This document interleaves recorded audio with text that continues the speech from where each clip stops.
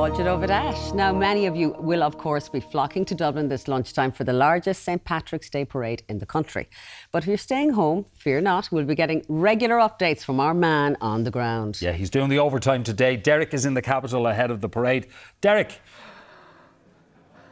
Absolutely, gur míle maith agaibh Gráine agus mar Tommy Bionshell on the Corrico Oston Academy Plaza like Law Féile Park. We're joined now by the man of the moment, broadcaster extraordinaire and the Grand Marshal of this year's parade, Patrick Kielty. Good morning. Good morning to you. Patrick, before we get into all things Paddy's Day, will I call you Paddy? Can, yeah, absolutely. Yeah. All good. Let's talk about Tommy Bowen, how you left him high and dry the other night. I mean, look, I would say, some would say Tommy left himself high and dry. I'm not going to lie. It's like we give him the chance, we got him to sing, you know, and I know he's very, you know, he takes his art very seriously. He does. In terms of it was one of those moments. It was. A lot of sore heads this morning following that win yesterday. It's the timing of this is, they say the secret of comedy is timing, isn't it? So the idea of going out, winning the Six Nations, the celebrations, and then been up early this morning. I'm not going to lie, what I saw in the mirror this morning at 6 o'clock wasn't Grand Marshal ready. But we've sorted it out, I think, and we're ready to go. Now, you are the Grand Marshal of this year's parade. How did you get the gig? I'm still asking myself that. In my head, every day I'm going, someone's going to call up here and tell me this is a joke. I mean, Patrick Duffy did it last year, and there's a famous scene in Dallas where he actually comes back in the shower and people go, that's just way too much, that can't be believed. The fact that I'm actually following Patrick Duffy as a kid, used to sit and watch him on Dallas, that's a plot line that I didn't see coming at all. Curveball. It's going to be one of the biggest parades the country has ever seen today, right?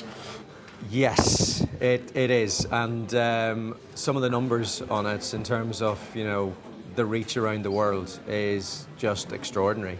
It's proper pinch me stuff. You know, as someone who has, you know, spent many's a Paddy's Day abroad, crying into a very warm Guinness in a plastic glass in Los Angeles, wondering, you know, what it would be like to be home. To actually just be home and be here on Paddy's Day is a massive, massive deal.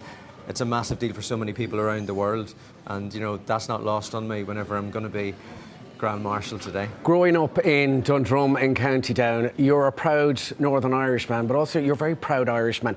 How was St Patrick's Day growing up for you at home? You know, one of the things about this today is that when you're from County Down, St Patrick is writ large. I mean, I was born in Downpatrick. I used to walk past where St Patrick was buried every morning on the way to school. The idea back then, there wasn't a parade. You know, the times that we were living through, there wasn't a St Patrick's Day parade in Downpatrick, and now, you know, we have people coming together, you know, in Downpatrick, all across the north, all across the island and around the world. That is not lost on me, and I'll be keeping a lot of people in my mind today when I'm out there. I rewatched your interview with Michelle O'Neill, the First Minister, actually last night, and like very poignant now, the fact that we have the Assembly back together again and a move forward for politics in Northern Ireland. Yeah, you know, I think, you know, if you look at some of the things that we've seen this last couple of weeks, we've had Michelle O'Neill at Windsor Park for a Northern Ireland match. We've had, you know, Emma Little Pengali playing a bit of hurling. And, you know, it's stuff like that today is about. It's about bringing people together, all traditions, you know, whatever your background, St Patrick's for everybody. And it's great to see. You're a proud Irishman. What makes you proud to be an Irishman? What makes me proud to be an Irishman is the reach that we have and the confidence that we now have in ourselves. I think that there was for a long time, we thought we could be world class. And if you look at what's going on with our acting now and, you know, the movie industry and the fact that people are coming here and doing world-class things here, our story always used to be, in order to be world-class, we had to go somewhere else. And the fact that it's now happening here, that's what makes me really proud. Home is London for you at the moment. You've Cat and the two boys, Cat and the kittens. Yes, Cat and the boys, yeah. You spent many St Patrick's Day over in London as well, right? There's been a couple. The boys are going to be watching this on the player today, so I'll be giving them a wave whenever I'm heading down. Hopefully this weekend will finish a little bit better than last weekend whenever I put them in 2 Ireland jerseys. Her entire family came down.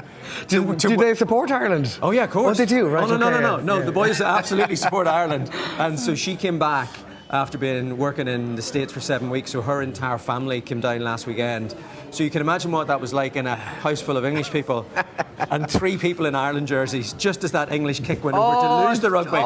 So this weekend, there's a happy ending. There's a happy ending. She obviously started the brand new gig with This Morning as well. Yeah. How are you feeling? Are you proud? Oh my God, so proud.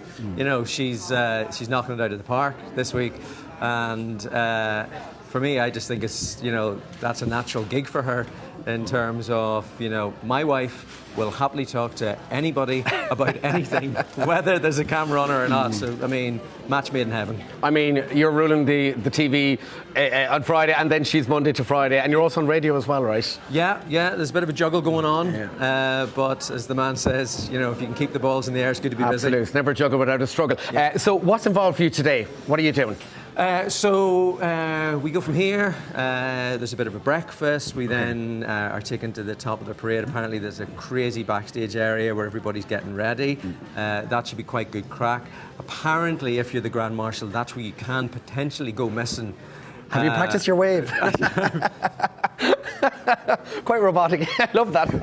That's good. I'm liking that. Like, there's going to be thousands. There's going to be thousands of people. Are you nervous? Yeah, I kind of am. Yeah. I'm not going to lie. It's been a while since a downed man has had a day out in Dublin. Yeah, to be honest, if you know the fortunes of our GAA team. So nervous, excited, looking forward to it, and just really want to suck it all in. All right. Well, Patrick, you're the most famous paddy in the country here today. Best of luck on your Grand Marshal role and everything going forward. We'll have more here from the heart of Dublin City Centre right across the morning. But for now, Martin and Gronny, back to you in the studio. It's going to be fun today. It is. He's such a lovely guy, isn't he? Yeah, absolutely. The only guy on his previous chat show on the BBC that Alex Ferguson agreed to sit down and have a chat with. Stop. Yeah, honestly, when Ferguson was in charge at Manchester United, his was the only chat show he appeared on, and they had a game of beer can roulette. Nice. Shaking it, opening it up, and Alex Ferguson won in Fergie time, as he always would. Yeah, on the 98th minute. Don't you know?